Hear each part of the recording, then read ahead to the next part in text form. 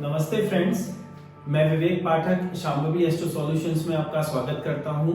और स्टोरीज, जैसा कि मैंने पहले बताया, स्टोरीज और उसके जो सिग्निफिकेंस की हैं उसके बारे में ये सेकंड वीडियो है। और आज हम बात करेंगे सूर्य की, स्टोरी ऑफ सन, सूर्य की कहानी के बारे में बात करेंगे और उससे रिलेटेड जनरल और एस्ट्रोलॉजिकल और आध्यात्मिक स्पिरिचुअल सिग्निफिकेंस के बारे में बात करेंगे।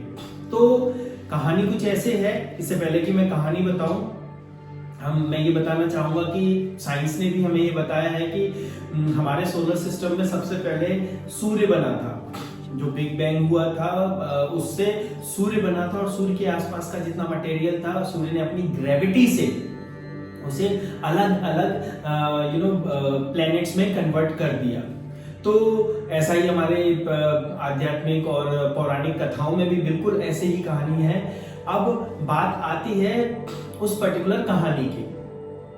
वो कहानी यूं शुरू होती है कि सूर्य ने जब ये जाना कि सारा सौर मंडल, सारा सोलर सिस्टम सब कुछ उससे चल रहा है, जो कि सच भी है, सारा जीवन सूर्य से उनको मिल रहा है, तो उसको घमंड होने लगा। उसे ये लगने लगा कि वो सर्वशक्तिमान है, शक्तिशाली है, वो कुछ भी कर सकता है। उस रूल्स उसने जो बनाए हैं वो सब पे लागू होते हैं, उस पे लागू नहीं होते। तो पौराणिक कथाओं में ऐसा बताया गया है कि सूर्य ने अपनी पत्नी छाया के अलावा कई स्त्रियों के साथ संबंध बनाए, और अपने अहंकारवश आके उसको ये लगा कि उस पे कोई भी रूल लागू नहीं होता और वो बड़े आराम से रहेगा क्योंकि वो शक्तिशाली है। तो उसको भगवान शिव ने श्राप दिया। तो कहा जाता है कि सूर्य पहले बहुत ब्राइट था, और उसके बाद जब भगवान शिव ने उसे श्राप दिया, तो आज भी हम अपने टेलीस्कोप से देख सकते हैं कि सन के अंदर डार्क स्पॉट्स हैं। तो उस श्राप का ही कारण है। पहले तो वो बहुत ही तेजहीन हो गया था भगवान शंकर के श्राप से। तो उसने क्षमा मांगी, पहले अपना कष्ट भोगा, फिर क्षमा मांगी और ये कहा कि आज के बाद मैं प्रण लेता हूं कि मैं जो रूल्स मैं बना रहा हूं पूरी सृष्टि के लिए, पूरे सौर मंडल के लिए, वो मुझ पे भी लागू होते हैं, और आगे से मैं ऐसा कुछ गलत कार्य नहीं करूंगा। तो ये कहानी है। इस कहानी का जनरल सिग्निफिकेंस ये लगता है कि हाँ, किसी व्यक्ति ने अपने शक्ति और अपने पद के मोह में उसका गलत उपयोग किया, और उसको लगा उस पर उसका कोई फर्क नहीं पड़ेगा। नहीं, हर व्यक्ति के ऊपर कोई ना कोई होता है, और सुप्रीम तो होता ही अल्टीमेटली। तो इससे हमें ये सीखने को मिलता है कि आप पद के मोह में गलत काम ना करें। ये एक जनरल सिग्निफिकेंस है। अब मैं आपको एस्ट्रोलॉजिकल सिग्निफिकेंस बताता हूं कि जब भी किसी व्यक्ति की कुंडली में ये बोला जाता है कि अगर आपका सूर्य कमजोर है तो आपको द टेक्निकल टर्म इज पर स्त्री गमन या पर पुरुष गमन।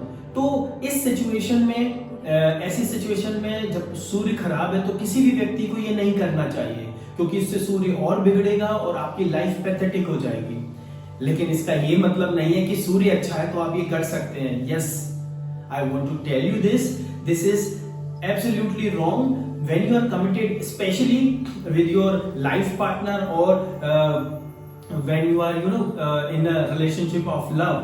जब आप किसी के साथ प्रेम संबंध में हो या शादी के संबंध में हो, तो उस स्थिति में चीट करना आपके सूर्य को, आपका सूर्य कितना भी स्ट्रांग हो, कमजोर कर देता है। और सूर्य के कमजोर होने से न केवल जीवन शक्ति कमजोर होती है, बल्कि आपका पूरी ऑरा डिस्टर्ब हो जाता है, और उसका सीधा सिग्निफिकेंस आपकी हेल्थ और आपके लाइफ में पड़ता है, लाइफ के सभी एस्पेक्ट में पड़ता है। तो उस कहानी को कहा गया, लेकिन उसका स्पिरिचुअल, उसका एस्ट्रोलॉजिकल सिग्निफिकेंस ये है। तो जब भी ये कहते हैं कि बॉस अगर आपने ऐसा कुछ काम किया तो आपका सूर्य कमजोर हो जाएगा, और सूर्य कमजोर होगा तो आपकी हेल्थ पे सबसे पहले इंपैक्ट पड़ेगा। एंड हेल्थ की अगर हम बात करते हैं तो कहा जाता है, मेरी दादी माँ ने भी मुझे बताया है, जैसा कि सब पहला सुख निरोगी काया, दूजा सुख पास हो माया, तीजा सुख पुत्र आज्ञाकारी, चौथा सुख सुंदर नारी। इस तरह से ये जो कहानियों में, कहावतों में, ये मैंने कहीं पढ़ा नहीं है, लेकिन मेरी दादी ने मुझे बताया। लेकिन इसका स्पिरिचुअल सिग्निफिकेंस, इसका that is 100% logical and applicable in the current scenario. In every scenario it is applicable। तो मेरा आपको यही कहा जाएगा, जैसा कि सूर्य की स्टोरी से हमें समझ में आया कि ये केवल कोई मोरल नहीं है। Moral is very small thing. Moral is needed when आपको कोई चीज फोर्सफुली करनी पड़े।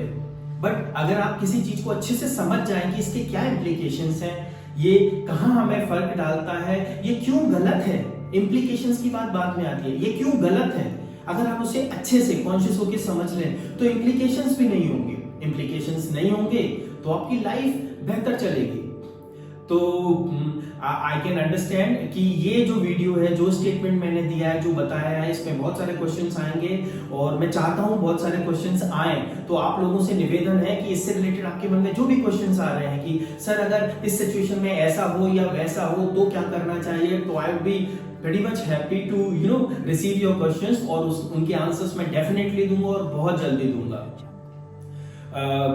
मुझे लगता है कि ये वीडियो आपको पसंद आएगा और आप इस पे अगर पसंद नहीं भी आएगा तो भी अच्छा है, तो आप अपने रिस्पॉन्सेज उस पे शेयर करें, लाइक और सब्सक्राइब करें। मेरे YouTube चैनल पे विवेक पाठक एस्ट्रो से मुझे सर्च कर सकते हैं और www.shambhavi.guru पे जरूर आप विजिट करें। वहां पे नए पोस्ट भी हम डालने वाले हैं, ब्लॉग्स भी डालने वाले हैं। और अगर कोई भी एस्ट्रोलॉजिकल सिचुएशन आपके साथ है, you can contact me over my number 9977884772।